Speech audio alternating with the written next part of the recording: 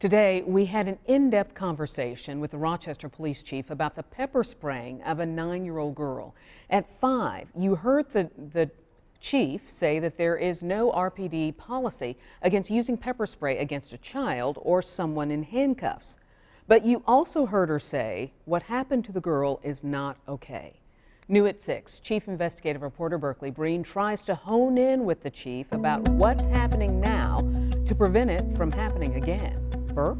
Deanna, the chief and I agreed we never want to see another child get pepper sprayed. So I tried to figure out what is RPD doing to make sure that doesn't happen again.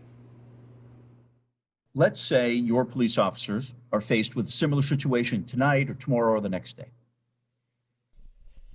Do you think that they will call for that county assistance that's available to help if there's an emotionally traumatic situation?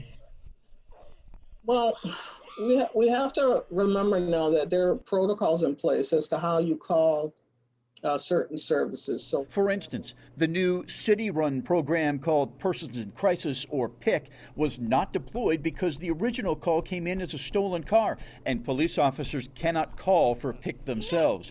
But the County Forensic Intervention Team, or FIT, they could have been called by the officers at the scene.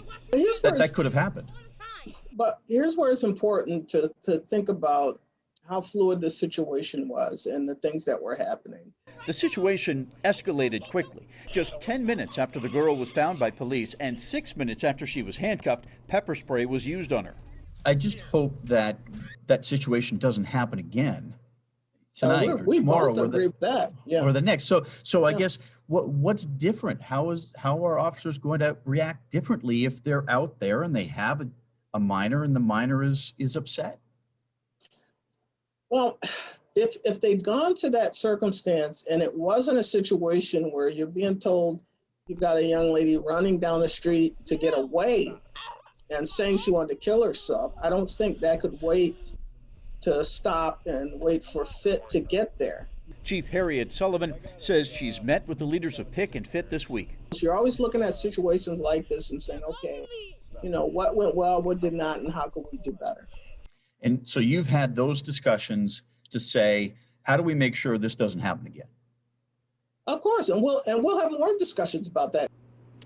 Several RPD officers are suspended. There is an internal investigation.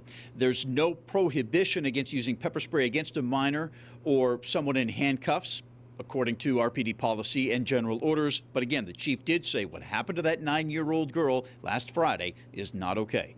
Berkeley, News 10 NBC. Burke, thank you.